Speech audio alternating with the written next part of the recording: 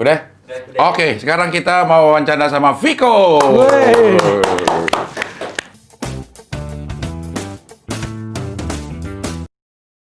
Apa kabar, Vik? Sehat, Cing. Alhamdulillah, Cing. Alhamdulillah. Depok aman? Saya pribadi aman. Warganya sih kayaknya resah ya pada ya. Sejauh ini udah sampai mana kampanye dengan Yuda Keling sebenarnya? Gak tahu ya, itu kayak dicalonin sama masyarakat, terus kita kejar aja trafficnya. Tapi itu lo serius gak sih, Vik? Enggak lah, bercanda. Kalau ada yang mau seriusin gitu. Ya, why not sih? Jadi wakil wali kota lo. Nggak apa-apa lah kalau penting calonnya Yuda, nggak apa-apa. Kalau wali kotanya Keling ya mau ya? Kan nggak apa-apa tuh, saya di balik layar dia jadi wali kota boneka. Oh. Boneka voodoo. Budulah aku. Iya. Tapi pencandaan-pencandaan lo yang di Twitter itu, kalau gue sih kena ya, maksudnya ngehe-ngehe gitu. Seakan-akan beneran pengen jadi wali kota karena niat lo bikin posternya. Nah itu proses bikinnya tuh gimana ya? Maksud gue tuh lo berdua Keling itu gitu bikin ini gitu, seniat itu gitu.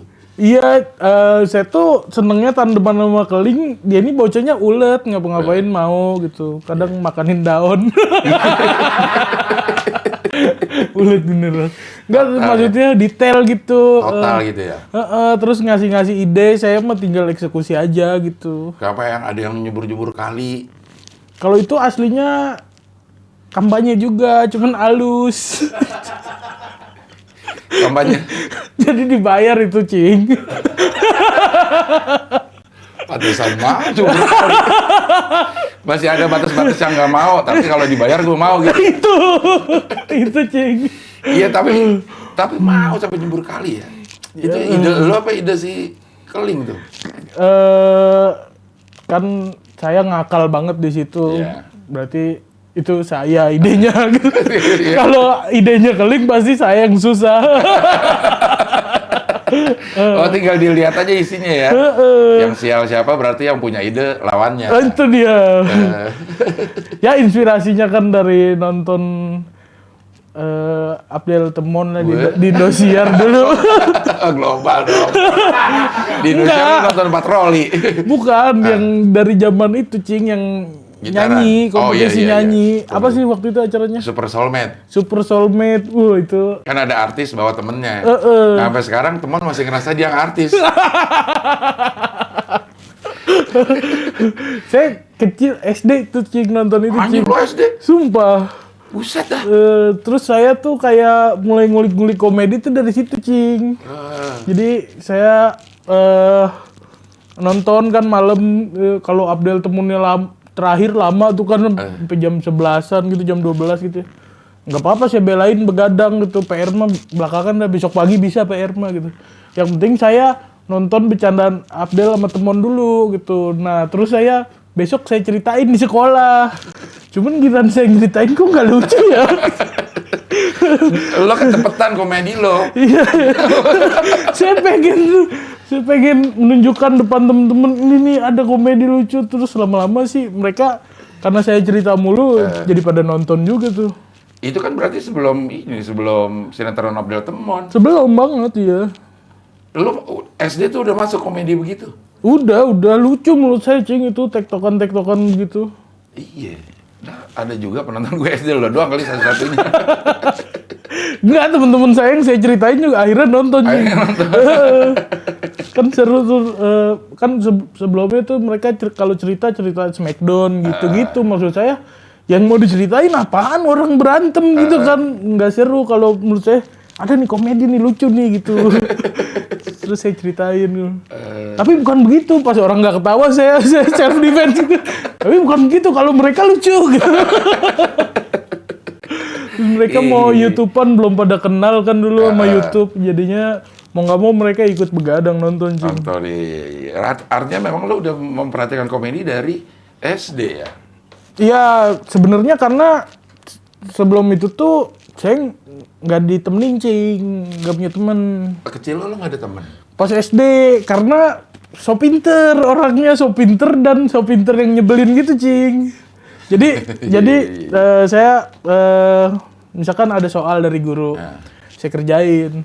Terus buku saya dilihat sama temen saya nih, misalkan buku saya dilihat sama temen saya marah enggak, cuman saya jalan-jalan aja di kelas.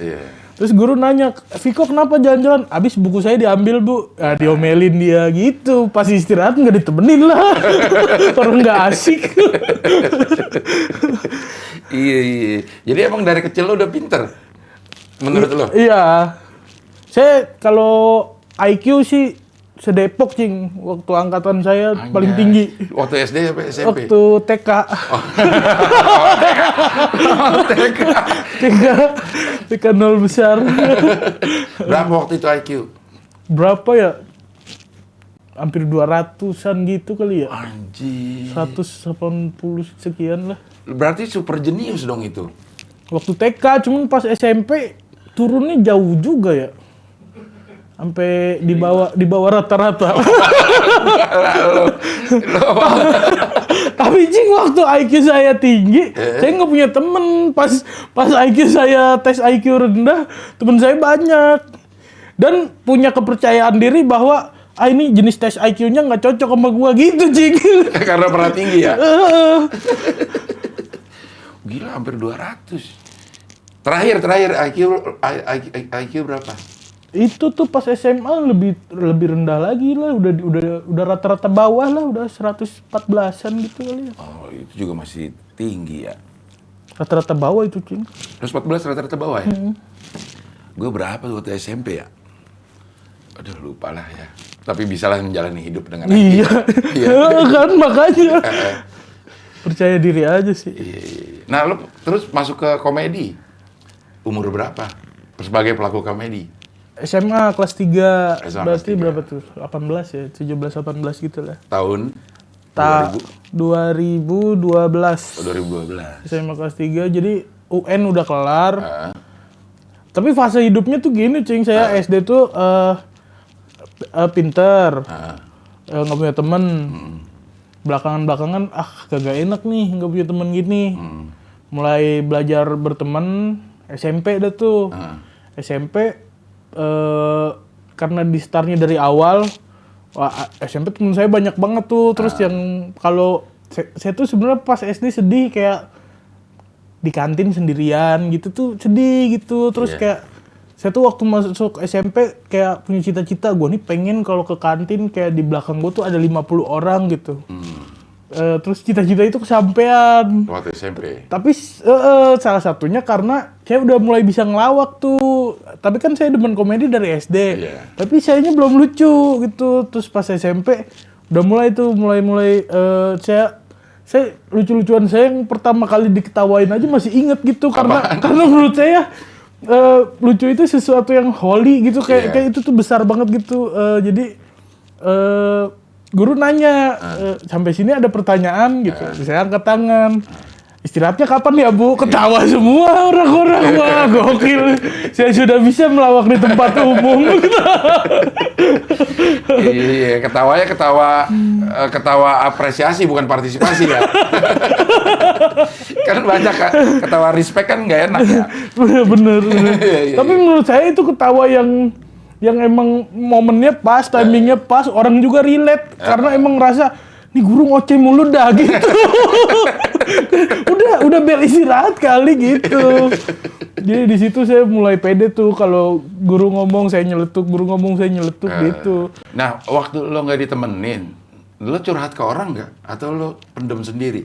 Pendem, saya makin belajar lagi, makin pengen gue bisa nih lone wolf, gue bisa makin pinter gitu. Nah makanya pas mulai SMP udah banyak temen, terus sering berantem, tawuran gitu. Lo tawuran juga? Masuk kantor polisi juga pernah ketangkep. SMP. Ngapain SMP? Orang masih studi tur, lo udah turnya ke Kapolsek. Tapi dulu angkatan saya pada begitu semua juga. Oke, ya. Jadinya, ya itulah kenapa IQ saya turun kayaknya ya. Tapi itu pas IQ turun banyak temen jadinya enak. Nah di SMP sempet yang jadi populer gitu karena bisa ngelucu di kelas, terus berantem juga menang mulu gitu, kayak gitu-gitu jadi diikutin, kayak temen ngikut. Kayak dulu juga ada tren kayak di kelas di sekolah tuh kalau cowok yang jagoan tuh cewek mau, cewek tuh kayak dulu ya pikiran anak-anak tuh maunya kalau nggak sama yang jagoan, kalau nggak sama orang kaya gitu. Jadi kaya pas SMP kan susah nih gitu. Ya udah jadi jagoan aja kayaknya bisa gitu. Terus jadi punya cewek pas SMP. SMP udah pacaran? Udah. Punya cewek, temen banyak gitu. Habis itu saya sekolah lah di lulus SMP, sekolah di Jakarta, di Kartika di belakang UP situ. Terus saya ngerasa udah bandel banget nih pas SMP. Di Depok? Di Depok. Pas kena bandel Jakarta, astagfirullahaladzim. Bukan ini yang saya inginkan. Jadi bandelnya Depok tuh masih anak perpus kalau di Jakarta. Iya, sebenarnya kalau bandelnya saya di SMP tuh kan udah paling level hard gitu. Di Kartika tuh ya setara bandel-bandel anak OSIS. Bandel yang terarah. Gila, saya nggak kuat akhirnya sekolah di Kartika. Kelas 2-nya saya pindah. Kelas 2 pindah saya ke SMA Negeri di Depok, ke Semanli. Jadi fasenya pernah yang nggak ditemenin karena pinter, pernah populer, terus ngerasain bandel nggak kuat di SMA. Pas ini jadi anak baru di SMA Negeri. SMA Negeri. Kagak punya temen lagi jadinya. Jadi balik lagi ke fase nggak punya temen. Naik lagi IQ lo. Kan udah terlanjur. Terlanjur turun. Gak bisa naik ya. Nah, karena balik ke SMA di SMA Negeri nggak punya temen, saya jadi anak warnet lah. Di warnet itu saya selain main game online, disuruh temen saya tuh nonton video stand up. Waktu itu Raditya Dika gitu, video Radit gitu. Ngapain sih orang gua lagi main gitu. Udah nonton dulu lucu gitu. Terus saya tonton, wah iya bagus banget nih, komedi gentle banget menurut saya. Kayak lu sendirian gitu, kalau nggak lucu nggak bisa ngumpet gitu, nggak bisa minta bantuan. Kayaknya seru nih dipelajarin. Terus mulailah cari-cari informasi. Udah masuk ke Depok? Stand up Depok, iya ternyata ada Twitternya tuh, akun Stand up Depok. Waktu itu latihannya di Detos itu, terus saya berani-beraniin aja, saya sama Rispo, berdua Rispo.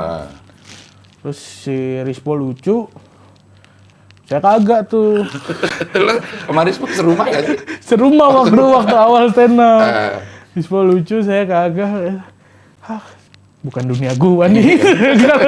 Orang kalau gagal kan gitu. Bukan dunia. Apa masih ketinggian IQ lo untuk ikut stand up? Enggak kan udah SMA, udah turun.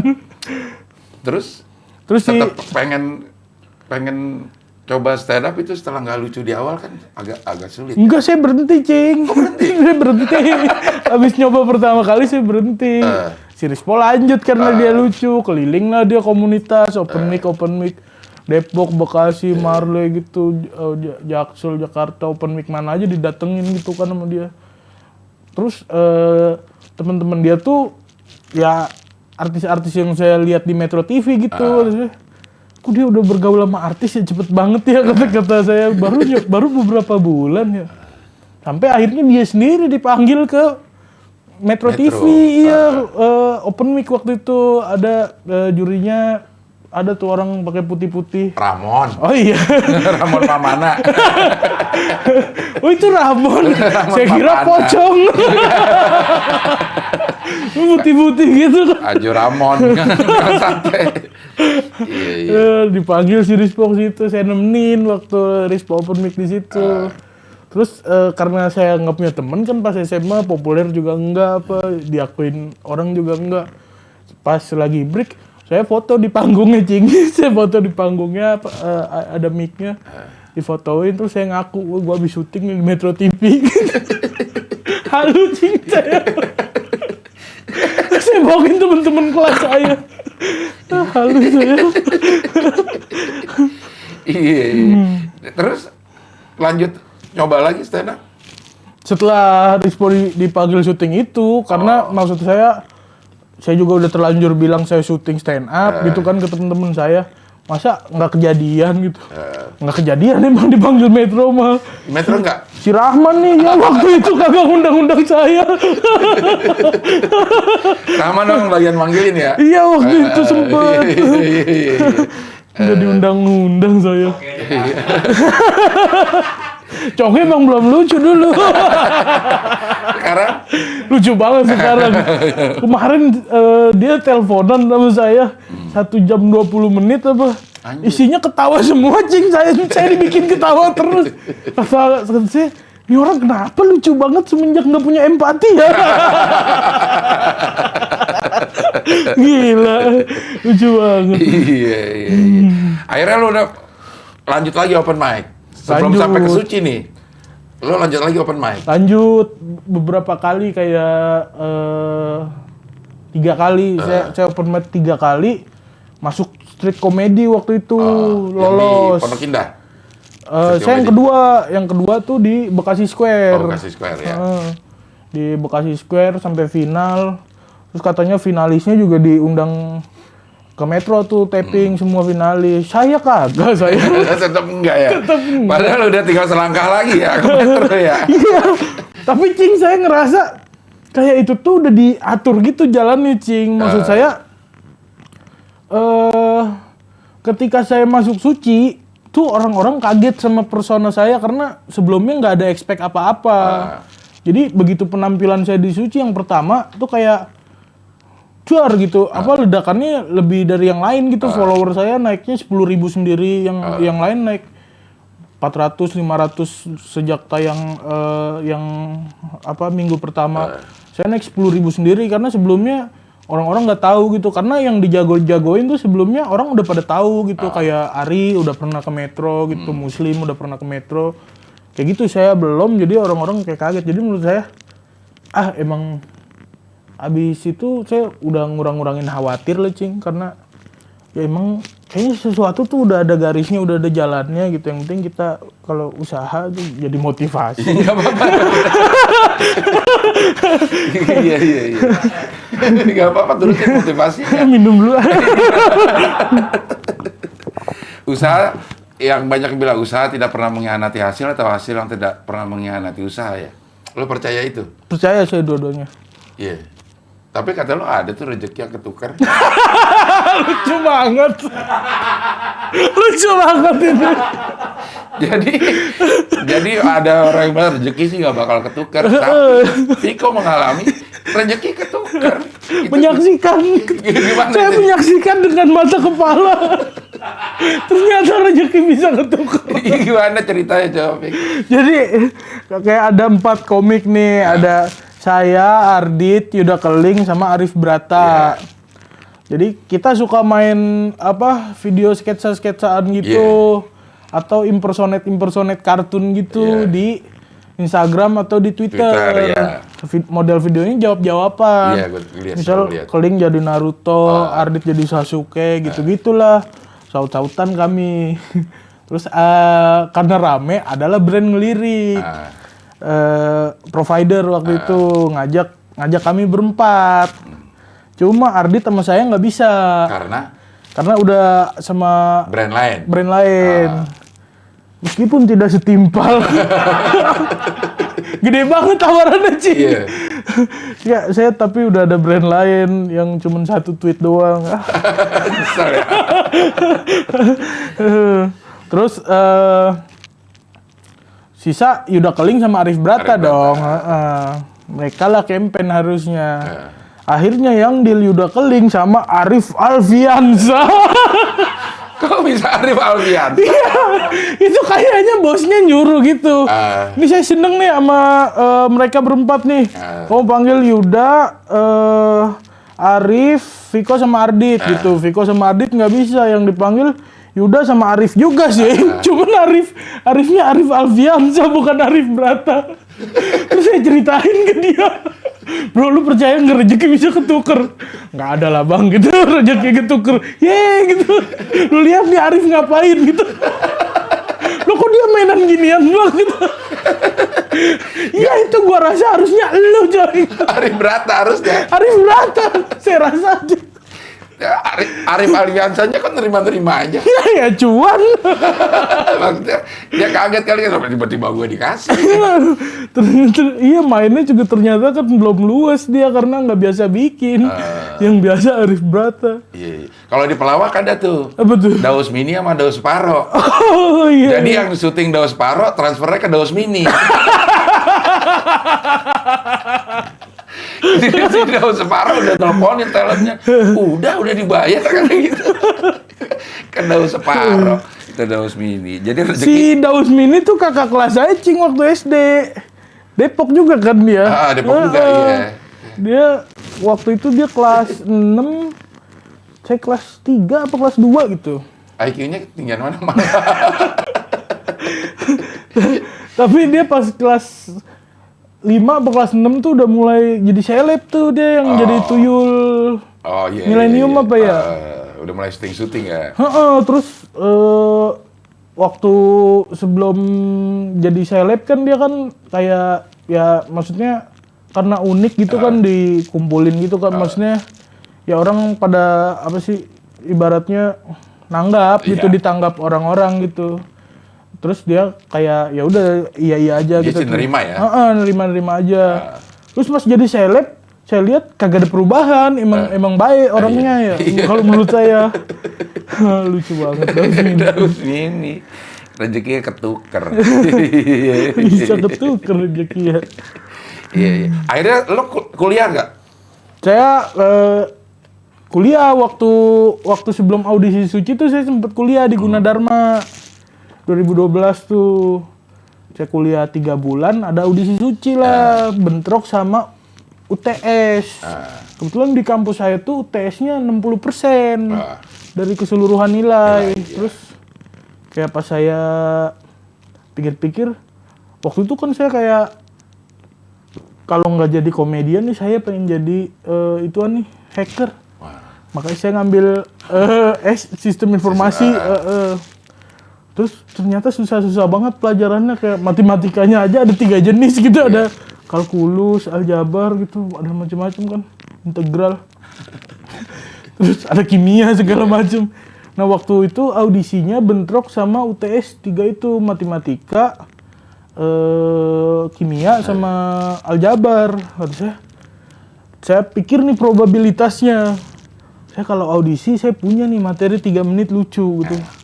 Kalau saya masuk UTS saya belum tentu bisa nih jawab ini. Dah audisi aja gitu. Saya audisi. Tapi nggak boleh sama bokap, Cing. Oh, nggak boleh. Nggak boleh sama bokap. Ya udah saya berangkat kuliah gitu. Jadi saya audisi nggak direstuin. Oh. Berangkat kuliah tapi padahal saya ke Al Azhar tuh waktu itu. Malah audisi berdua Rispo. Sama Rispo lagi. Tapi Rispo udah di Metro. Udah sebelumnya. Nah, masuk dua-duanya lolos gak? Lolos. Pas audisi lolos kita berdua. Baru pas lolos ngaku ke bokap kan gini. Aku ikut audisi di Kompas TV gitu. Terus ternyata lolos nih gitu. Terus gimana? Mau dikarantina gitu. Nanti minggu depan show gitu. Ya udah gitu. Tapi restuin ya, iya restu kan. Tinggal lah kuliahnya ditinggal karena mau cuti dulu juga belum ada nilai yang bisa di-save, orang UTS juga baru mau gitu kan. Terus udah dijalanin, hari pertama mau karantina, motor saya hilang, Cing, 2 hilang 2 di rumah. Hilang 3, aslinya yang 1 ditinggal di depan gang. Masa ditinggal? Iya, karena yang 1 kayak Jupiter MX gitu motornya si Rispo, jadi kunci stangnya tuh udah dipatahin tapi dia ternyata kan kalau di kunci stang miring ke kiri. Pas dipatahin ke kanan dia tetap ke kanan, kagak mau balik gitu. Jadinya udahlah tinggal aja gitu. Orang udah dapet 2 juga motor. Terus saya kayak ngerasa ini pertanda. Ini di prank kali ya sama tim Kompas nih kayaknya di prank nih gitu. Terus kagak boleh, sempet drama dulu tuh bokap kayak nggak boleh berangkat, laporan dulu ke polisi segala macem. Ya udah laporan, terus nyokap kan pisah rumah tapi deket juga waktu itu rumahnya, terus pinjam motor ke dia baru kita berangkat karantina pakai motor nyokap. Aman motornya. Aman. Lo balik gak sih kalau motor kemalingan gitu ngelapor? Enggak, cuma jadi udah nggak bayar cicilan aja gitu. Maksudnya kalau udah kemalingan terus tetap bayar cicilan kan kayaknya arah banget dua kali gitu. Ya, rugi 2 kali ya. Jadi harus ngurus-ngurus juga ya. Sehingga lo menjadi juara Dua waktu dua. itu. Juara satunya David. Mas Si David. Babe. Babe. Babe, lo ketiganya. Ari Kriting. Ari Kriting juara 3. Nah. Si Rispo tuh keluar minggu kedua. Gedek banget saya tuh. Dia Oh, lo yang gedek? kagak. Bukan dia yang gedek.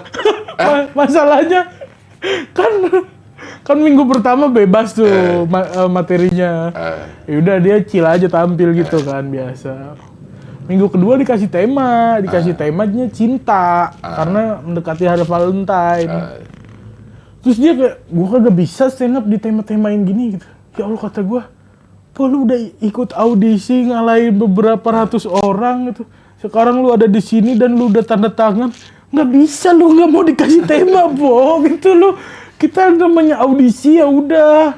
Kita harus melacurkan diri gimana caranya supaya juri suka, penonton suka gitu. Lu enggak, gua kalau dikasih tema gitu gua agak males. Anjir kesel banget saya Cing gitu. Ayo sini gua bantuin bikin materinya. Kalau saya kan mindsetnya gampang aja Cing, kayak waktu di kompetisi tuh kayak ada tema cinta. Saya tahu nih kompetisi dan ada banyak orang gitu, terus komik saya tahu pikirannya kritis-kritis gitu kemana-mana gitu, makanya saya nggak mau jadi orang yang sama kayak komik lain gitu. Jadi ketika dikasih tema cinta, ya mungkin orang-orang di kepala saya paling orang-orang bahas kayak pacar, sahabat gitu atau keluarga atau segala macem. Nah di situ saya bedain gitu, saya cinta apa ya yang kayaknya kagak ada nih satupun manusia yang dikasih tema cinta tapi bahas ini gitu. Saya bikin lah cinta segitiga antara saya sama botol dan tutupnya gitu. Jadi kayak menurut saya udah dapet mindset kompetisinya. Jadi dan buat penyuka stand up itu legendaris juga itu. Apa beat lo tentang cinta segitiga sama tutup botol itu. Tapi di belakang itu tuh kayak ada drama juga Cing, kayak di Suci tuh kan ada bengkel, ada kombut kayak gitu-gitu ya. Apa bengkel tuh maksudnya materi kita udah jadi terus direparasi gitu, dibagusin gitu. Terus ada kombut juga gitu. Nah itu macem-macem kayak ada yang bantuin tuh ada Panji, Rian, ada Arif Didu. Nah waktu minggu pertama tuh gue udah punya materi yang robot itu Cing. Punya materi yang robot. Terus menurut saya emang itu tuh bukan tipikal materi yang diceritain kayak gue pengen melihara robot soalnya enak kalau mati nggak usah dikubur gitu. Maksudnya kagak bakal lucu gitu. Itu sesuatu yang kalau diceritain nggak bakal lucu. Dan saya tahu juga nih ini kalau dikombutin pasti kalau tim kombutnya nggak dapet gitu atau nggak sama frekuensinya nggak bakal lucu juga. Terus tapi karena harus dikombutin sekalian screening materi, saya kombut lah sama Bang Arif Didu waktu itu. Saya kombut sama Bang Arif Didu. Materi lu gimana gitu. Saya ceritain lah tentang robot ini. Terus gini-gini Cing. Riskan ya. Ya Allah besok saya tampil Cing. Gitu. Lu ada materi pecah nggak? Ya Allah itu pecah banget di kepala saya. Malah nanyain materi pecah. Kepala saya mau pecah jadi. Riskan ya gitu ya itu diksi Arif Didu itu omongannya tuh dia tuh bisa memilih. dia mau bilang nggak lucu kan karena dia nggak dapet kan, cuman dia pemilihan diksinya bagus, bikin nggak sakit hati gitu kayak riskan ya gitu. Emang lucu milih-milih kata-kata tuh dia. Cuman di situ kayak gue tuh punya pilihan gimana ya, maksud gue mau kalaupun gue harus keluar, gue keluar pakai cara gue apa dengerin orang lain gitu. Terus akhirnya kayak ya udah kalau emang harus keluar, gue mau keluar pakai cara gue, nggak apa-apa gue bawain materi ini. Pecah banget Cing. Terus gua kasih tahu kendala gua ke tim produser segala macam. Mbak, saya tuh nggak bisa kalau komut-komut gini, justru itu akan nurunin mental saya segala macam. Karena orang belum tentu ngerti materi saya, tapi kalau saya bawain di panggung tuh insya Allah penonton mah ketawa-ketawa aja gitu. Akhirnya saya dikasih speciality buat nggak screening, jing. Habis itu emang saya udah nggak mau komut lagi sih. Gitu. Karena kalau komut kayaknya riskan. Iya. Emang komedi itu kalau menurut gue memang bukan sekedar apa yang akan dibawakan, tapi siapa yang membawakan. Kayak lo ngomong assalamualaikum aja itu, kalau lo yang bawain orang ketawa. Termasuk kayak Dodit gitu kan, ngomong selamat malam masyarakat. Itu lucu ya. Iya, cuma di Dodit. Nggak bisa di orang lain melakukan itu, jadi riskan. Karena nggak ada kata-kata itu, tidak ada nilai komedinya. Ini kata-kata itu gitu. Cuman yang membawakannya ini gitu. Lucu banget. Dan akhirnya bisa keterima sampai di final. Sampai final. Sampai di final. Cuma Babe yang akhirnya jadi juara 1. Lo kuat tuh. Karena gue ngerasa banyak banget komik yang nggak kuat menghadapi tekanan kompetisi gitu. Sampai macem-macem lah ininya. Ada yang mau pulang, ada yang udah berhenti, ada yang, aduh gue udah nyerah deh, nggak ketemu lucunya gitu, nggak kuat ini segala macem. Lu kuat? Saya ada drama tuh waktu di Rispo keluar, Cing, minggu kedua itu. Gara-gara dia nggak mau cinta. Dia nggak mau ditemain, tapi dia nggak mau masalah cinta. Nggak mau ditemain kan? Kan aneh ya, orang ikut kompetisi. Masa nggak mau? Kemarin ngapain tanda tangan? Terus, tapi menurut saya pas momen Rispo keluar tuh ada beberapa komik yang malam itu tampil nggak lebih lucu juga dari Rispo. Terus saya tuh nggak terima Rispo keluar dan ada suuzon, wah nih Rispo korban gimmick nih tentang cinta, dia dipisahin sama adenya gitu. Gua tuh ada pikiran kayak gitu, Cing, suuzon kayak gitu nih. Lo motor hilang aja lo ngerasa. Iya, pikiran-pikirannya mau melanglang buana. Makanya gue salut sama diri gue tentang COVID nih, gue nggak terpengaruh sama teori konspirasi, Cing, gitu. Kayak biasanya gue setuju loh gitu. Iya, lu terlalu melanglang buana. Ini motor hilang nih. Wah, ini ngeprank nih Kompas. Padahal baru dipanggil karantina. Rispo keluar juga merasa ini konspirasi karena ingin memisahkan lu. Iya nih, korban cinta nih dia nih gitu. Terus ya udah saya bilang saya juga mau keluar deh gitu. Ini drama sebenarnya. Lu ngapain tanda tangan kalau Rispo keluar, lo pengen keluar juga. Lebih drama lagi dari Rispo lo. Emosional, Cing. Kalau Rispo harusnya nggak emosi lo dikasih tema, Cing. Beda, tingkat emosionalnya beda harusnya.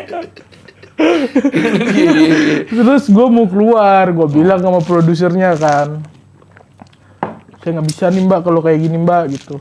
Kalau kayak apa? Kalau Rispo dikeluarin sementara menurut saya harusnya bukan Rispo yang keluar malam ini gitu. Sampai screening lagi tuh, saya mau buktiin bukan Rispo yang paling gak lucu malam ini gitu. Saya tonton lagi previewnya gitu. Ya kan saya gituin ya, tapi gimana udah terjadi nggak bisa gitu. Ya udah saya izin aja saya mau keluar gitu. Nggak boleh kan sama produsernya terus. Ya pastilah. Terus produsernya nelpon nyokap saya. Padahal lo tinggal sama bokap. Tapi yang suka dateng ke Suci nonton nyokap dia. Nyokap. Lo siapa? Emang Pak Baliut hidup lo. Maksudnya, kok lo selama lo cerita lo nyebutnya bokap. Kan nyokap pisah rumah gitu. Tiba-tiba yang ditelepon nyokap. Ditelepon nyokap lo? Ditelepon nyokap, terus ngeyakinin gua tetep nggak mau. Barulah ke bokap, si produsernya ke bokap juga, bokap ngejelasin ke gua, tetep aja gua nggak mau kan.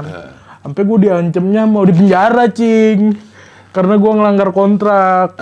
Terus gua bilang, oh gini cara mainnya, kata saya gitu. Ya udah nggak apa-apa, minggu depan saya tetap datang, saya tetap ikutin karantinanya, tapi saya nggak mau ngomong gitu, nggak mau ngomong sama sekali gitu. Tapi saya curiga, dan malah lucu lagi ya kalau saya nggak ngomong sama sekali gitu, dan lolos lagi gitu. Tapi lo komputin nggak tuh nggak ngomong? Riskan sih. Saya ngomong gitu lah ke produser, ya udah kalau kayak gitu cara mainnya ternyata main keras-kerasan, saya juga bisa keras gitu kan. Set. Sampai akhirnya yang ngomong ke saya tuh Risponya sendiri, Cing. Si Risponya sendiri, dia ngomong, bro, karir gue nih hancur bro, ngapain lu mau ikutin? Lu nggak logis. Kalau mau, lu bertahan sejauh mungkin, sekuat yang lu bisa. Siapa tahu kalau karir lu naik, lu bisa ngatrol gua gitu. Kalau kita kayak gini sama-sama hancur, mau ngapain kita di stand up? Lu nggak inget kita punya mimpi bikin show berdua, brother konser gini-gini. Wah masuk akal lu gitu. Yaudah gue semangat, baru saya tulis materi, Cing. Jadi gitulah saya sama Rispo terus. Iya. Rispo lo merasa aneh, Rispo ikut kompetisi terus nggak mau ditemain. Menurut gue sedunia ngerasa aneh. Lo ngomong lanjutin karena Rispo keluar. Lo aja udah mengerti kenapa Rispo keluar. Orang ditemain nggak mau. Dan giliran di beneran keluar, lo ngambek. Aduh, kacau Bang Piko dah. Iya. Itu tahun 2013. Ya 13. Berarti umur lo masih belasan. Ya 19. Waktu itu gue finalis termuda di kompetisi. Aduh, iya. Nah itu tuh kalau lo inget-inget, lo ngerasa kok jalan pikiran gue kayak gitu dulu, atau lo tetap seperti kayak itu sekarang? Core-nya sih sama ya, cuma sekarang mungkin kayak lebih wise aja, lebih ngindarin konflik gitu-gitu. Banyak kompromi gitu ya? Karena kemarin gue ngomong gini trending nih di BBC. Karena gue ngerasa ya semakin dewasa kita tuh ternyata bukan semakin bijaksana, cuma lebih males aja kita ngelawan dunia gitu, Cing. Itu udah mudah-mudahan trending juga di Amin. di ABC. Bakre. Itu lagi ngomongin tentang lo cucu Aidit. Murad Aidit. Itu adalah kakak dari Ade dari DN Aidit. Dari DN Aidit. Dan lo berasa banget itu selama kehidupan lo dari yang lo ceritain tadi itu kan. Sampai sekarang lo menyandang itu, lo berasa perbedaannya. Perbedaan apa tuh, Cing? Perbedaan perlakuan orang gara-gara status lo cucu ini. Enggak sih, waktu SD doang, lebih ke malah pas SD gue digituin tuh, pas lingkungan gue udah lebih luas gitu, kayak kan gue awal cerita come out di pas gue udah masuk di dunia entertainment tuh kayak sama temen-temen di grup Werewolf gitu, komik-komik gitu, isinya ada komik, ada Bang Anggi, ada sutradara segala macem. Waktu itu lagi September 2017 bahas kayak gitu, lah itu mah kakek gua gitu. Terus pada nanya, lah lu cucunya DN gitu. Kagak, DN punya ade Murad Aidit. Si Murad nih kakek gua gitu. Ibu dari nyokap gua gitu. Terus cerita lah panjang lebar, terus penerimaannya ya fine-fine aja gitu. Kalau pas SD malah karena itu kurikulum nih, Cing, lagi belajar sejarah tentang PKI. Terus gue bingung lah, kok kakek gue jahat banget gitu. Gue tanya lah ke guru, emang sejahat itu Bu? Itu kan kakek saya gitu. Siapa kakek kamu gitu? Murad Aidit Bu, adanya DN gitu. Anak-anak malah karena masih kecil kali ya, malah ngejudge yang gitu, yang cucu PKI gitu. Terus kalau waktu SD tuh istirahat ada tuh sholat zuhur gitu. Kalau giliran gue yang jadi imam gak boleh. PKI gak boleh jadi imam gitu. Dan itu berasa banget ya? Lo berasa banget atau cuek Cuek sih gue, cuek. Karena gimana ya, mau dibaperin juga kayak ya itu orang gak bisa bedain komunis sama ateis gitu, Iya. Cing. Jadi kayak penting gak penting gitu sebenarnya gitu. Jadi santai sih guanya. Tapi waktu kecil lo udah dikasih tahu sama nyokap lo adalah cucu ini segala macam untuk menerima perlakuan orang-orang nantinya akan berbeda gitu. Gue tuh kayak silent reader kayak terus apa denger sesuatu juga gue silent tapi gue cerna, Cing, gitu. Kayak kalau lagi kumpul keluarga besar gitu, om gue, tante gue, termasuk ada kakek gue gitu, gue dengerin kayak ada PKI-nya nih ngomong gitu kan, Aidit gitu. Terus pas masuk kurikulum sejarah juga gue tahu nama Aidit ini deket sama kakek gue gitu. Terus apa foto-foto kakek gue juga yang fotonya salaman sama Soekarno gitu-gitu kan, kayak akhirnya gue sendiri yang tergerak buat nanya gitu, sebenarnya siapa sih nih kakek Murad nih siapa gitu. Terus gue kan doyan baca gitu, dari kecil doyan baca. Terus dikasih lah gue buku-bukunya Sobron Aidit gitu, kayak gitu apa si termasuk bukunya Pram udah gue baca dari SD gitu. Karena waktu SD tuh gue malah sempet beberapa kali ketemu Pram, cuma nggak ngeh bahwa ini orang tuh peraih Nobel 6 kali gitu dalam satu kehidupan gitu. Jadi ya udah gue anggap kayak ya kakek juga aja, biasa gitu, kayak temen kakek gue gitu atau opa gitu, biasa gitu. Terus gue baca kenapa nih orang susah banget hidupnya nih gitu, sampai di penjara di Pulau Buru. Gue tanyalah ke kakek gue, emang gimana kayak gitu, baru dia mulai cerita kayak gitu. Nah pas pelajaran sejarah gue baru ngeh lagi, oh kesini kaitannya gitu. Terus kok dituduh kayak gini gitu. Guru gue tanya kayak, kan waktu itu komunis tuh PKI itu kan Partai Komunis Indonesia gitu. Nah itu tuh sama kayak PDI gitu, partai sebagai partai politik gitu ya. Iya, sama kayak PAN, sama kayak Golkar gitu. Terus kenapa kok bisa nih partai ini punya senjata lengkap buat ngebunuh jenderal gitu? Kok dari mana gitu? Dari mana partai-partai ini dapat senjata gitu? Gurunya nggak bisa jawab gitu. Kayak kakek gue juga gue tanya, baru dia jelasin kalau ternyata ada yang supply. Terus dia jelasin detailnya kalau kakek tuh kagak terlibat sama itu gitu. Yang terlibat di partai, yang aktif di partai itu abangnya si DN gitu. Sementara dia mah lagi kuliah di Soviet waktu itu, di Rusia. Terus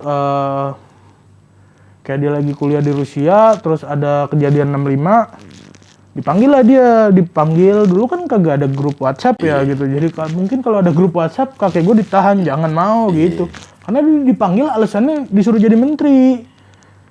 Disuruh jadi menteri. Waktu itu kan si DN-nya kan emang menteri gitu. Jadi oh adanya menteri mau jadi menteri nih, kayak make sense gitu. Terus balik nyampe bandara ditangkep. Setelah kejadian itu? Nah, emang nggak denger di sana dia ada kejadian? Nggak tahu dia. Dia berapa lama di penjaranya? Total sih mungkin 15 tahunan lah lebih. Padahal bukan anggota partai? Bukan, dia cuma kuliah di Rusia dibiayain sama abangnya itu. Tapi maksudnya ya si Murad aja yang, maksudnya ya oke lah Murad mah adanya gitu. Kalau dicurigai mungkin make sense gitu. Tapi meskipun enggak juga sih, kayak kalau Rispo bunuh orang gue nggak ikut ditangkap kali harusnya gitu. Kayak ini kan Muradnya gitu. Bahkan istrinya Murad juga masukin ke penjara gitu. Jadi kayak dia tuh lagi hamil tua, ngelahirin nyokap gue 1 minggu. Terus nyokap gue ikut dibawa ke sel karena belum bisa pisah dari ibunya kan. Jadi nyokap gue dibawa juga ke sel gitu. Kayak makanya dia ada buku The Children of War. Di situ ditulis bahwa nyokap gue adalah tapol termuda sedunia gitu. Karena dia umurnya baru 7 hari tapi udah di sel. Kan ya harusnya istrinya Murad mah kagak ada sangkut pautnya kali sama gituan, tapi ikut dibawa gitu. Karena dulu yang dicurigai PKI mah langsung diberantas habis. Iya. Yang kocak pas gue cerita kayak gitu, lu nggak usah merasa sebagai korban, lu nggak lihat jenderal-jenderal yang dibunuh. Lah kaitannya sama gue apa coy gitu. Gue lagi nyeritain kakek gue adanya DN gitu. tidak ikut PKI segala macem, kenapa lu pengen mencari tanggung jawab dari jenderal-jenderal dibunuh dari gua? Nggak ada kaitannya gua, coy. Ya. Iya. Komedian kayaknya. Belum paham riskan tapi lu. Tapi dulu DN disuruh pakai tema-tema nggak?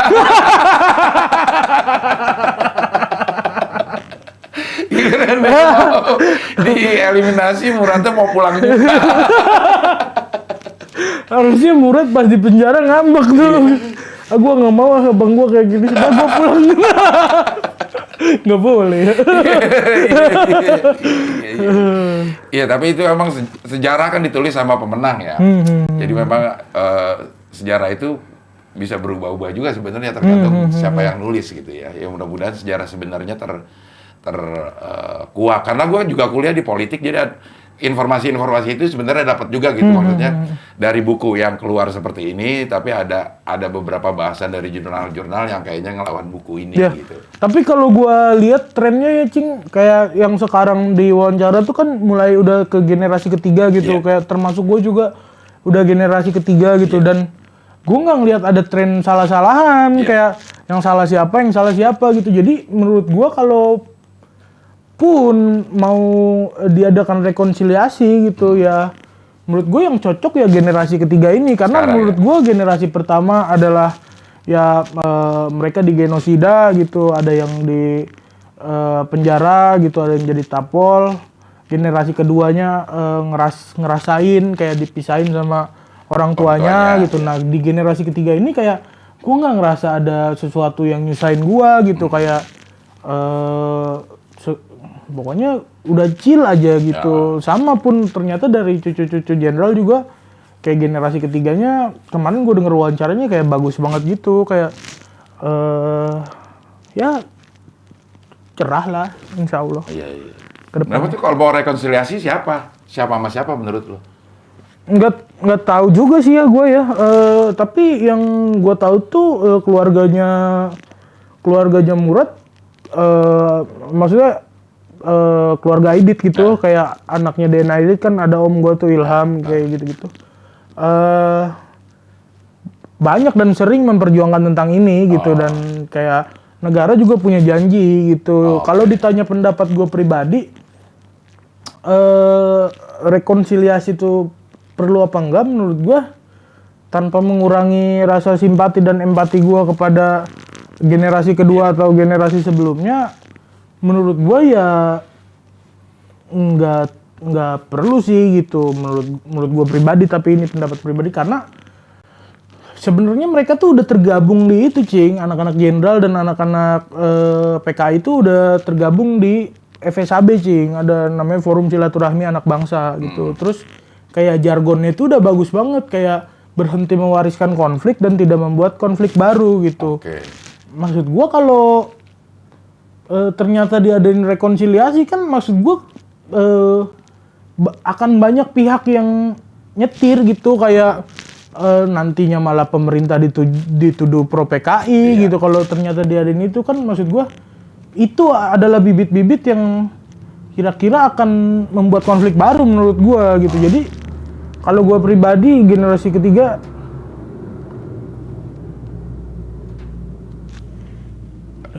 pesawat karena yang dekat Halim 9 bulan.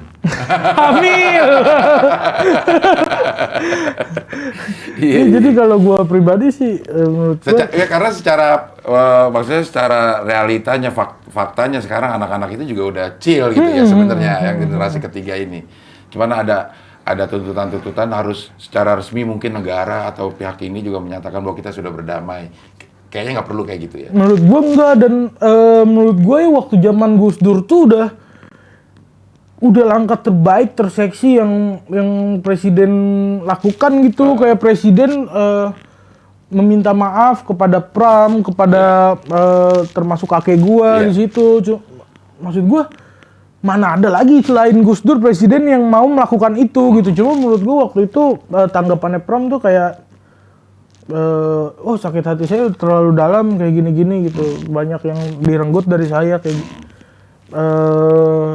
Ya mungkin gua kalau di penjara nggak salah selama belasan tahun juga susah juga sih maafinnya gitu. Tapi menurut gua ya Gus Dur udah ngelakuin itu udah itikat baik banget sih menurut gua.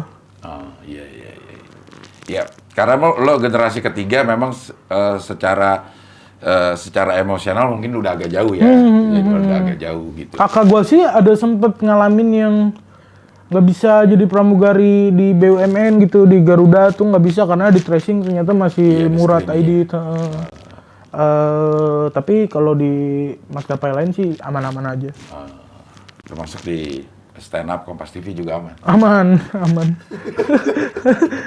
Nggak amannya karena Rispo keluar. Iya. Dan sekarang lo udah total di dunia komedi? Atau belum? Menurut gue tuh masih di umur dan tahap pencarian sih, Cing. Jadi gue suka sama dunia komedi, tapi gue juga suka sama dunia penulisan yang entah komedi entah enggak, tapi intinya gue suka sama dunia penulisan. Terus Lo sering nulis puisi ya? Ada beberapa yang lo tweet juga gitu ya? Iya kadang. Terus jadi menurut gue masih nyari-nyari aja sih, Cing. Kalau dibilang total di komedi sih ya gue suka aja gitu sama komedi. Nah, nulis juga bukan hanya komedi, lo nulis film pernah? Tapi komedi juga ya. Tapi komedi juga? Nulis film pernah ada 3 film lah, 4 film lah. Tapi untuk komedi? Di luar komedi? Belum juga, buku juga masih komedi juga nulisnya. Udah ada 2 buku lah gitu, tapi komedi juga. Di luar itu kayak masih mikirin, gue masih mikirin penerimaannya, Cing. Jadi orang nerimanya gimana ya kalau gue bikin buku serius gitu. Tapi sih menurut gue akan gitu nantilah kalau udah tahu celahnya, insya Allah. Lo ini tipe orang yang memang kalau menurut gue pikirannya itu melanglang buana, artinya kemana-mana gitu.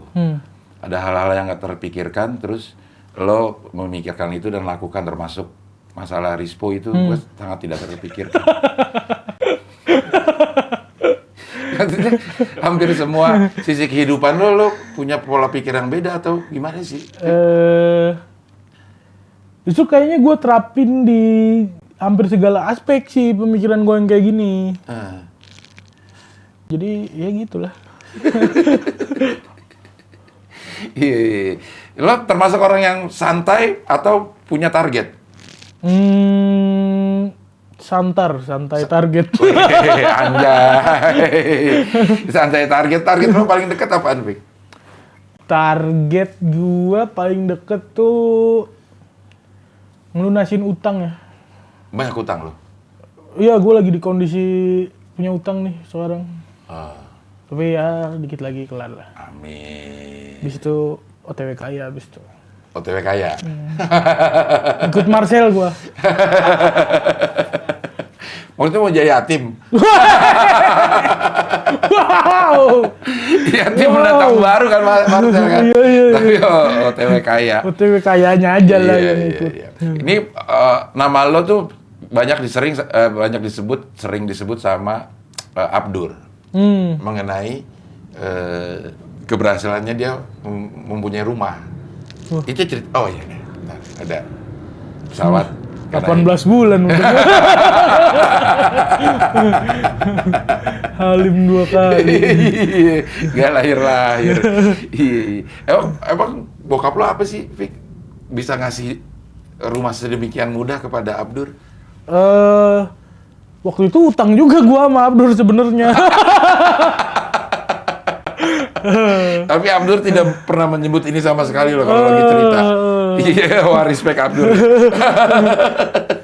Dulu kan gua pernah kesandung narkoba ya. Terus proyekannya lagi bareng sama Abdur waktu itu di Okejek. Itu juga kayak karena orang narkoba ya, terus emosi nggak kekontrol, terus gue tuh kayak jenuh aja gitu syuting. Kayak waktu itu gue syuting Okejek, dijanjinya cuma sebulan, terus udah gue jalanin sebulan kagak berhenti gitu. Kata gue, ini mau sampai kapan nih tiap hari tiap pagi gue bangun ketemu orang ini lagi gitu, dikasih duitnya juga nggak bisa gue pakai jalan-jalan gitu. Maksudnya gue itu gue kan jalan-jalan nih, maksudnya yang gue suka gitu. Nggak bisa gue pakai jalan-jalan, akhirnya gue pakai buat narkoba tuh. Pakai buat narkoba banyak habis. Terus bokap gue tuh kan gue jadi rumah tuh udah misah sama bokap. Rumah bokap gue, ini rumah gue depan-depanan, tapi depan-depanan. Terus rumah bokap gue laku, rumah gue dijual juga lah akhirnya. Rumah gue dijual juga biar pindah lagi ke yang lebih gede, tapi satu gitu. Ya. Terus duitnya yang dari penjualan rumah gue pegang. Terus gue pakai lagi tuh buat beli narkoba lagi. Pakai buat beli narkoba, duit syuting gue buat narkoba, duit jual rumah gue buat narkoba. Giliran hari H bokap gue beli rumah pas waktunya bayar. Mana duitnya gitu kata gue. Pas gue periksa rekening, sudah tinggal dikit ya duitnya ya, gimana nih gitu. Terus gue bohongin lah si Abdur. Gue bilang, Dur gue beli rumah kemarin udah DP sekian lah gitu gue bilang. Nah kalau hari Senin gak gue bayar lagi termin selanjutnya, DP gue sebelumnya angus Dur gitu, boleh pinjem dulu gak 50 juta gue gituin kan. Terus waduh banyak juga ya gitu. Ya tapi kan lu tahu termin gue di Oke Jack ini masih ada gitu, gue kasih bukti-buktinya segala macem. Terus yaudah deh bismillah ditransfer langsung 50 juta tuh. Bagus. Selamat gue dari bokap. Set udah gue bayar duit Oke Jacknya cair, kagak gue kasih ke Abdur, malah gue jajanin narkoba lagi ya. Set akhirnya pas kayaknya udah harus dibayar nih si Abdur, pas gue periksa rekening, aduh kagak ada lagi duitnya, gimana ya. Terus di Oke Jacknya sendiri gue cabut cing, sama kayak di Kompas, gue minta cabut kagak boleh lagi sama produser. Itu karena Rispo lagi? Enggak, karena gue bosen cing syuting. Kayak ya itu gara-gara mindset geser gara-gara narkoba itu lah. Stripping sih ya.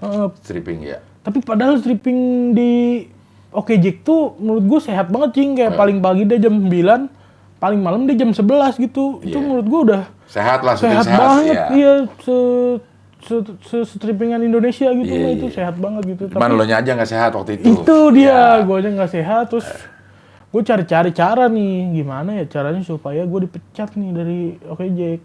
Gue pakai cing narkobanya depan produser gue gitu. Bau apaan nih gitu. Santai gue pakai kan, set. Bisa nggak lu nggak gini di lokasi gitu? Gue bawa. Kemarin kan gue minta keluar, kagak boleh tuh di kontrak. Gue bawa kontraknya, ada nggak nih di kontrak gue nggak boleh pakai ini? Gue balikin cing. Tapi bisa nggak lu pakainya nggak di sini gitu? Ntar aja di rumah gitu segala macam, nggak usah ganggu syuting. Gue bilang, bisa nggak lu urus job desk? Lu gue urus job desk gue. Gue yang penting gue datang nggak telat, gue skrip nggak lupa, aman gitu. Ini mah masing-masing aja kita. Gue produser cing digituin gitu. Besok hilang nama gue langsung. Mission sukses gitu gue langsung. Dipecat gue. Tapi abis itu kan gue ternyata punya utang ya. Ternyata punya utang. Gue cicil-cicil lama juga kekumpulnya karena masih tetap make juga kan. Terus gimana ya? Terus si Abdur ada narasi nih, dia pengen beli tanah. Gue konekin nih ke bokap gue, bagus nih bisa nih. Terus gue konekin, bisnis mereka deal-dealan, bisa bangun rumah cash bertahap segala macem. Terus bokap gue fair, Abdur fair, udah aman gitu. Terus pas di momen si Abdur ada tinggal kurang berapa puluh juta lagi, mereka lagi berdua, kan udah kayak rumahnya udah jadi kan, kata gue. Tuh gue, sebenarnya aku sih masih ada yang ganjel nih satu. Apaan lu gitu? Aku punya utang 50 juta, maaf.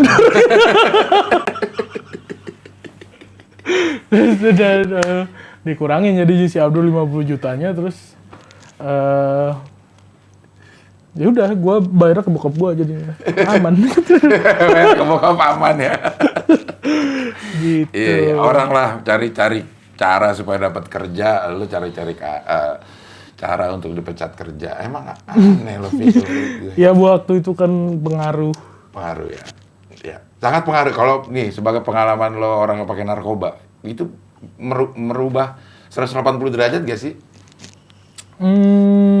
dia banget sih Cing gitu. Iya. Terus kayak yang momen juga hilang Cing gitu. Momen-momen kan sebenarnya kerja tuh biasa aja ya. Maksudnya kerja tuh biasa aja. Cuman setelah kerja tuh kita nongkrong, ngobrol, ngopi itu menurut gua enak Cing pas gua udah nggak make tuh gitu.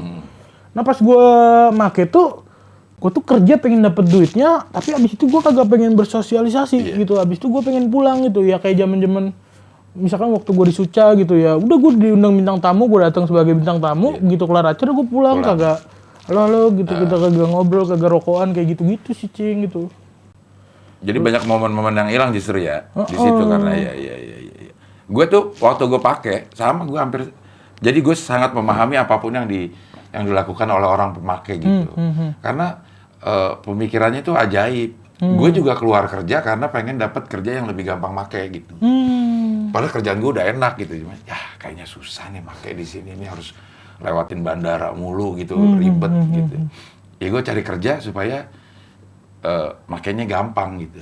Menurut gue itu fase-fase atau masa-masa cukup terbodoh dalam hidup gue gitu. Di akhir-akhir ini ya, gue memikirkan itu. Lu udah nyampe belum bahwa Udah lah Cing. udah ya? Kayak ya gila kali stripping enak banget, gila duit easy money men gitu kayak. Jam 9 paling pagi, jam 11 paling malam. Dan kita nggak di semuanya ada, kadang kayak sebelum maghrib kita udah kelar scene kita. Kayak gila duit tiap hari loh itu duit gitu. Terus masa gue kayak anjing ketemunya dia lagi. Waktu itu mikir gitu. Emang apa ketemu dia lagi? Kayak nggak pernah sekolah aja. Aneh banget gue. Padahal orang lain juga ketemu lo lagi ya. Yang lain bisa tahan aja ya. Iya. Ini udah berapa menit nih? 1 jam. Anjay. Udah 1 jam. Ngomongin PKI, ngomongin narkoba. Aduh, ngomongin prank Kompas TV. Super soulmate. Iya. Dan memang unik. Bukan cuma pemikirannya, memang jalan hidup lo juga unik. Lo mau sampai kapan sih punya pemikiran? Ya tapi kan sekarang udah lebih chill lah gitu. Iya. Karena gue nih umur gue 50 tahun, Vic. 50 tahun. Entah ini terjadi sama semua orang atau hanya kepada gue gitu. Pada umur-umurnya udah 40 tahun ke atas tuh kita tuh berhenti untuk nyari hal-hal yang baru. Makanya gue dulu kadang-kadang suka bingung gitu. Ada kalau orang yang nggak tahu lagu yang sedemikian ngetop. Ternyata gue juga terjadi sama gue nih. Oke. Gue udah nggak mau cari hal yang baru, termasuk denger lagu juga. Gue nikmatin lagu-lagu di zaman gue aja gitu. Mungkin suatu saat lu juga akan itu. Ada di fase itu, udahlah nggak usah yang baru-baru, gue jalanin aja hidup gue. Yang lucu tuh, kayak gue tuh udah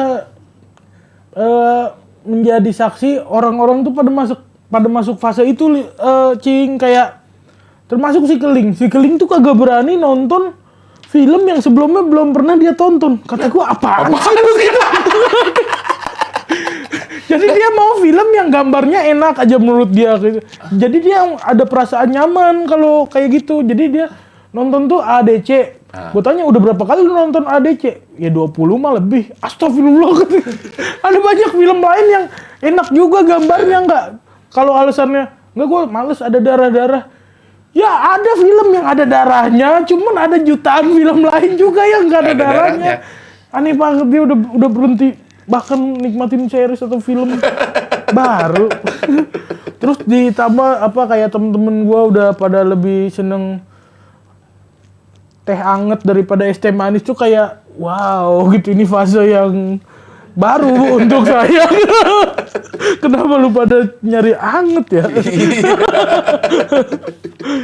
Iya, karena Karena pergaulan lo juga membuka banyak kesempatan bergaul sama banyak orang ya di ini ya. Pada saat lo baru lulus SMA tapi lo udah masuk ke sebuah industri yang skalanya tuh udah besar gitu, bukan cuma skala popularitasnya ya, tapi pergaulan lo juga jadi main sama orang yang udah lebih tua gitu.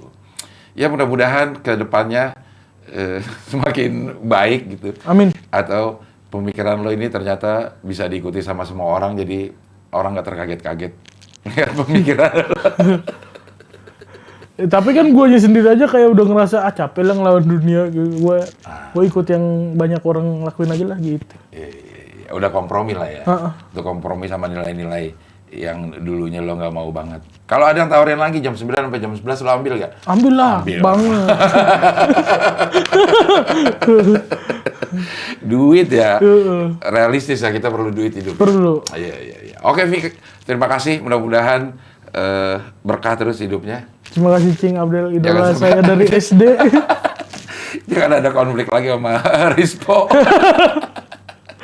Tapi gue dengerin, ini sedikit ya, gue tadi dengerin cerita lo, Rispo datang ke lo tuh Vic, mau karir kita berdua hancur. Bayangin Rispo, mukanya, lucu gitu. Dia gitu kan sih ngomong. Dia jarang ngomong serius, makanya once dia serius, gue langsung gila bener gitu. Kan dia kalau ngomong lucu ya, kalau lihat di Instagram atau Twitter itu, Dia tuh kan kayak baru-baru ini lucu, tapi diketahui orang banyak. Nah, sama gue dari kecil tuh menurut gue, ya komedian mana juga, Sule juga menurut gue mah, gue pribadi gitu, lucuan Rispo gitu. Dia bisa ngelucu di depan gue, tapi di depan orang lain tuh, kok dia itu ya nggak meletak gitu, kayak nggak keluar aslinya. Dan gue sendiri nggak bisa kayak mancing dia buat gimana sih Po cara lu yang kayak kalau lagi berdua aja sama gue gitu. Dia berdua sama gue kadang batuknya aja gue ketawa gitu, kayak dia batuk kayak ada ngokang tapi pelan. Kayak gue gregetan dan gue ketawa gitu di depan orang, nggak bisa ditunjukin. Nah ternyata emang nggak butuh motivasi. Rispo tuh bukan diajak ngobrol, ayo Po lu bisa ngelucu gini. Ternyata dia dianeh-anehin, tapi ada yang nimpalin. Nah kebetulan sejak dia pindah ke Jogja, timpalan dia aneh juga tuh si Hipzi gitu. Jadinya mulai tuh keluar dia watak aslinya. Kata gue, ini Rispo yang ada di depan gue nih. Dia kan apa ya, suka ngomong nih panjang gitu. Terus ada satu kata yang nggak ada hubungannya dengan omongannya. Iya. Dia ada sekalimat lagi ngomong panjang, terus keluar satu kata yang apaan sih ini? Kalau enggak mendesak, gitu. Wah, udah ada deh. Oke, terima kasih, Vic. Nanti malam Rispo datang ke sini. Mantap. Ya, terima kasih. Oke, sampai ketemu lagi di wawancara berikutnya.